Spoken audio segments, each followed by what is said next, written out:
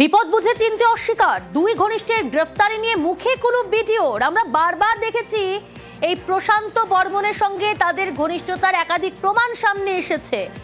একজন গাড়ির চালক, অপরজন বন্ধু, প্রশান্ত বর্মনের বন্ধু তুফান থাপা। শান্তনু রয়েছে আমার সঙ্গে সরাসরি। শান্তনু, এখান থেকেই বোঝার চেষ্টা করব, তাহলে কি বিপদ বুঝেই চিনতে অস্বীকার ঘনিষ্ঠদের?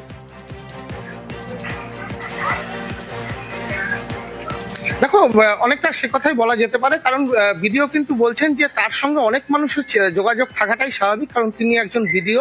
তার সাথে যেরকম সাধারণ মানুষের যোগাযোগ থাকবে, নেতা আমলা থেকে শুরু করে বহু মানুষেরই যোগাযোগ থাকাটাই স্বাভাবিক। সেই কারণে তিনি কিন্তু সেই পরিচয় সূত্রটা দিয়েই তার বক্তব্য যে এদের সাথে তার হয়তো কোনো সময় পরিচয় হয়েছিল, এটা ঘটনা, কিন্তু তার সাথে ঘনিষ্ঠতা রয়েছে, সেটা মিডিয়ার তৈরি। অর্থাৎ কিছু মানুষ তার উপর চাপিয়ে দিচ্ছে, এরকমটাই তিনি বলার চেষ্টা করেছেন।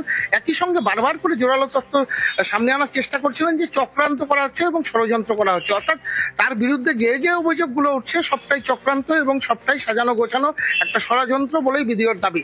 তার দাবি, তিনি যখন ভিডিও হিসাবে দায়িত্বভার গ্রহণ করেন সেই কালচিনির সময় থেকেই কিন্তু একই চক্রান্ত চলছে এবং এখন রাজগঞ্জে আসার পরও চক্রান্ত চলছে। চক্রান্তের তিনি বারবার শিকার হচ্ছেন। তার কারণ হচ্ছে তিনি ভালো কাজ করতে চান এবং করার চেষ্টা করেন, এবং তার যে ভূমিকা, তার যে ইমেজ রয়েছে সেটা অনেকটা সিংহমের মতন। তিনি বারবার এই কথাটাই বলার চেষ্টা করেন যে তিনি সিংহম, অর্থাৎ প্রশাসনিকভাবে তিনি সিংহম হয়ে ওঠার যে চেষ্টাটা করেছিলেন তাতে হয়তো কারো সেটা ভালো নজরে নেয়নি। তারাই হয়তো চক্রান্ত করে তাকে এই ধরনের ষড়যন্ত্রে লিপ্ত রয়েছে বলেই ভিডিওর যেটা দাবি করার চেষ্টা করছেন তিনি বারবার বলার চেষ্টা করছেন যাদের নাম সামনে আসছে। অর্থাৎ তিনি টিভিতে দেখেছেন যে কয়েকজনের নাম, তার ঘনিষ্ঠ কথা, যাদেরকে গ্রেপ্তার করেছে পুলিশ, তাদের সম্পর্কে তার বক্তব্য এরকম বহু মানুষের সাথে তার পরিচয় রয়েছে, এদের সাথেও পরিচয় থাকতে পারে, কিন্তু বাকিটাই হচ্ছে তার বিরুদ্ধে তোলা অভিযোগ।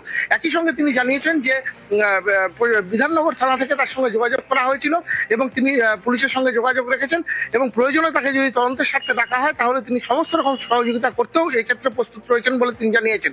একই সঙ্গে আরো বিষয় বিস্তারিতভাবে জানার চেষ্টা করলে তিনি একটাই প্রশ্ন দিয়ে এড়ানোর চেষ্টা করেছেন, যেহেতু বিষয়টি এখন বিচারাধীন অবস্থায় রয়েছে সেই কারণে তিনি আর বেশি কিছু এর সম্পর্কে বলতে যাচ্ছেন না।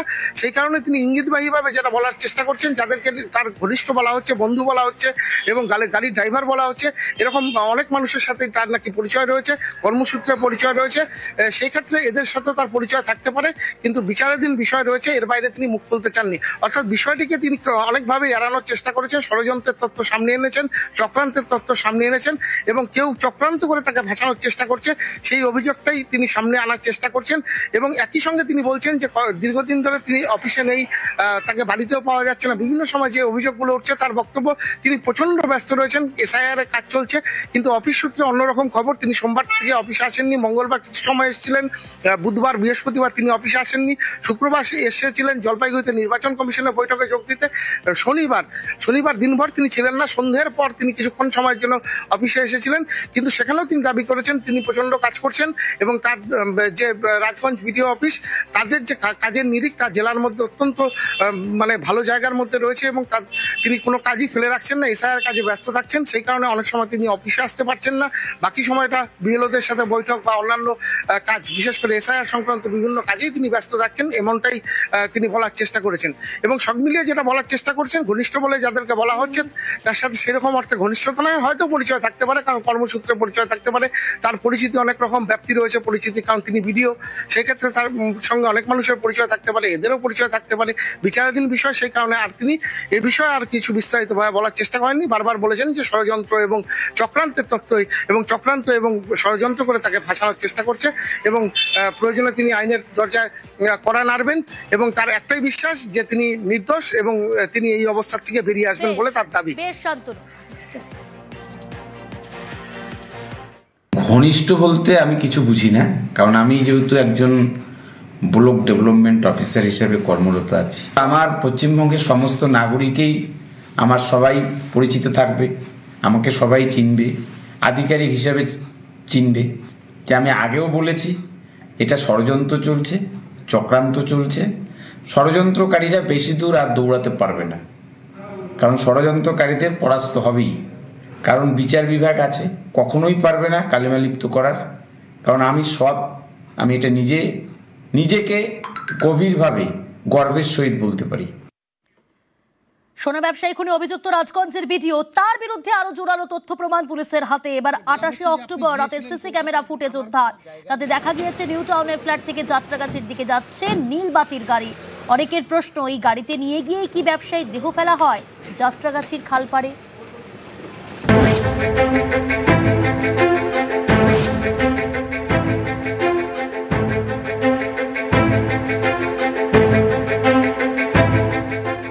28 অক্টোবর রাত 8:35 নিউ টাউনের যাত্রাগাছির রাস্তায় নীলবাতির গাড়ি। সিসি ক্যামেরার এই ফুটেজই এখন পুলিশের হাতে। 30 অক্টোবর রাতেই যাত্রাগাছির খালপাড় থেকে উদ্ধার হয় সোনা ব্যবসায়ী স্বপন কামিল্লার ক্ষতবিক্ষত দেহ।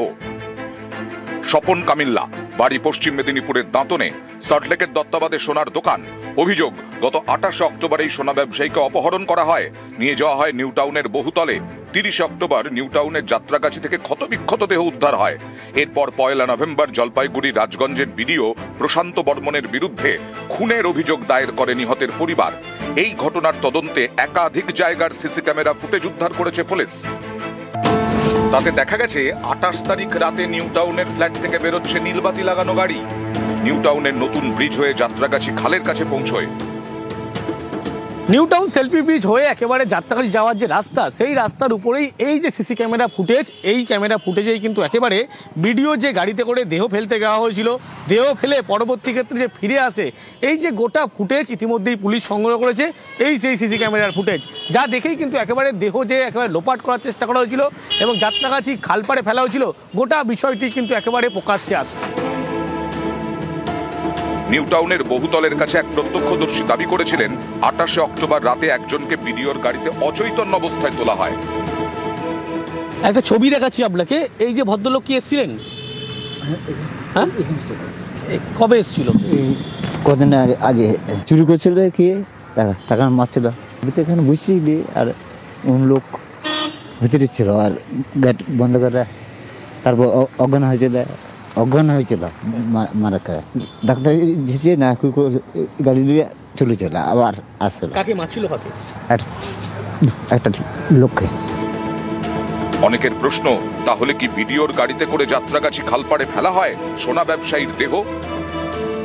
আগেই 28 অক্টোবর দুপুরের সিসি ক্যামেরা ফুটেজ হাতে পেয়েছে পুলিশ। সেখানে দেখা গেছে সল্টলেকের দত্তাবাদ থেকে নীলবাতি লাগানো একটি সাদা গাড়িতে তোলা হয় সোনা ব্যবসায়ী স্বপন কামিল্লাকে। সেখানে ছিল আরো একটি কালো গাড়ি। দুটি গাড়ি পৌঁছয় নিউ টাউনের বহুতলের সামনে। সাদা গাড়ি থেকে নামানো হয় সোনা ব্যবসায়ীকে। অভিযোগ, কলার ধরে তাকে বহুতলের ভেতর নিয়ে গিয়ে মারধর করা হয়। সেই সময় কালো গাড়ি থেকে নামেন বেশ কয়েকজন, তারাও ভেতরে ঢুকে যান। সিসি ক্যামেরার ফুটেজে আরো দেখা গেছে বহুতলের সামনে থামে 3টি বাইক। বাইকে যারা ছিলেন তারাও বহুতলের ভেতরে ঢোকেন।